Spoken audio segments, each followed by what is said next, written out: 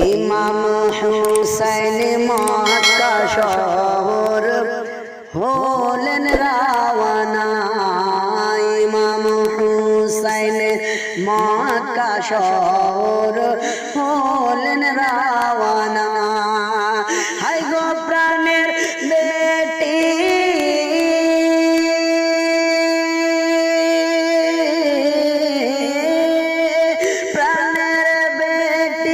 সুগুরাকে, প্রাণের বেটি সুগুরাকে ইমাম সঙ্গে নিলেন না।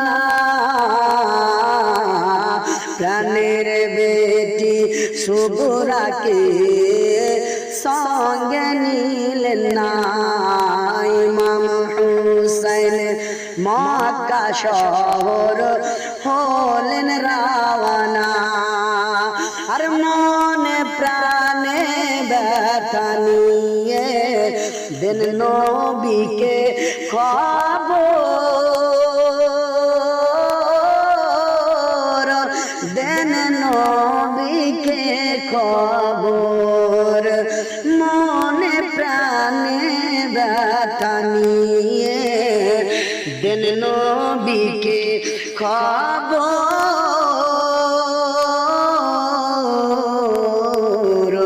দেন নবীকে খবর। হাই গো গো না না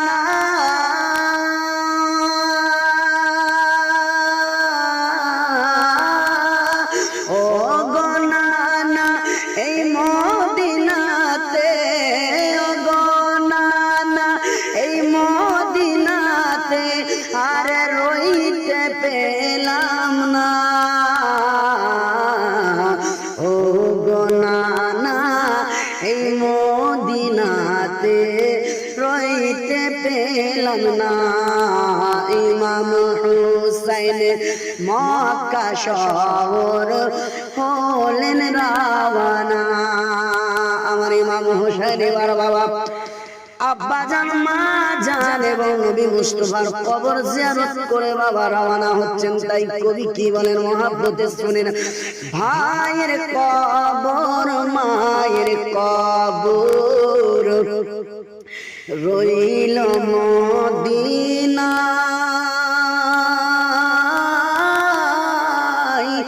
রইল মদিনায়। ভাইয়ের কবর মায়ের কবর রইল মদিনায়, রইল মদিনায়। চোখ মেলিয়ে তাকিয়ে দেখেন সামনে সকলের কবর, সকলের কবর। হাই গো জিয়ারত করে এলেন ফিরে, জিয়ারত করে এলেন ফিরে আর তো দেখা হলো না।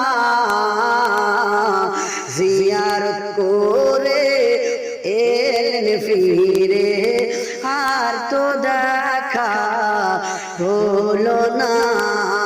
প্রাণের বেটি সুগুরাকে, প্রাণের বেটি সুগুরাকে ইমাম সঙ্গে নিলেন না।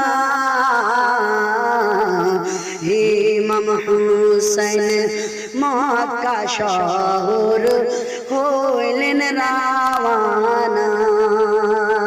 এবার সুগরা কেন্দ্রে কি বলেন বাবা, কেন্দ্রে বলেন সুগরা খাতুন হাই হইল কি আমার, হাই হইল কি আমার। কেন্দ্রে বলেন সুগরা খাতুন হাই হইল কি আমার। ও গো খোদা কেমন আশুক দিলে গো আমায়। কেঁদে বলেন সুগরা খাতুন হাই কি হইল